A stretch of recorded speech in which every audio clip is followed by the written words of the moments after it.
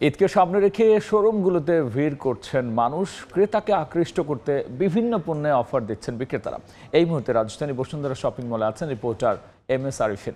সরাসরি যাচ্ছি তার কাছে।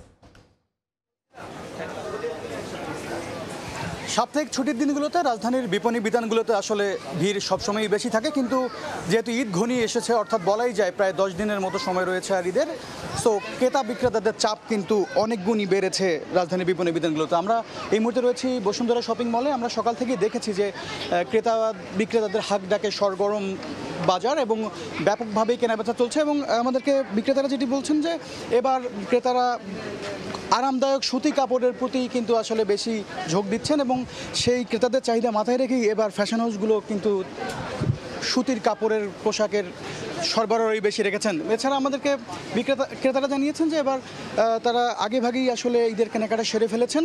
এবার শেষ সময়ের যে কেনাকাটাটুকু বাকি রয়েছে তারা কিন্তু এ কারণেই ছুটির দিনগুলোকে বেছে নিচ্ছেন। আমাদেরকে বিক্রেতারা বলেছেন যে এবার গত কয়েকবারের তুলনায় প্রেক্ষাপটটা কিছুটা ভিন্ন, অর্থাৎ পরিবর্তিত পরিস্থিতিতে ক্রেতারা দিনের বেলাতেই আসলে বেশি ভিড় জমিয়েছেন, বেশি কেনাকাটা করেছেন এবারের ঈদের শপিং। কারণ সন্ধ্যার পরে তারা কিছুটা অনিশ্চয়তায় ভোগায় আসলে, যে কারণে তারা দিনের বেলাতেই বেশি কেনাকাটা করতে এসেছেন। এছাড়া আমরা জেনেছি যে ব্র্যান্ড শপগুলো, বেশিরভাগ ব্র্যান্ড শপগুলো ঈদকে সামনে রেখে কিন্তু তারা বেশ কিছু ছাড় রেখেছে।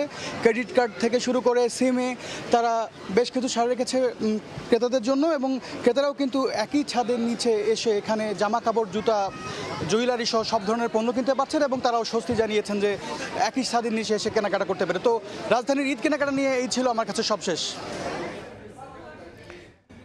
ঈদ কেনাকাটা সবশেষ নিয়ে আমরা সরাসরি ছিলাম রাজধানীর বসুন্ধরা সিটি কমপ্লেক্সে।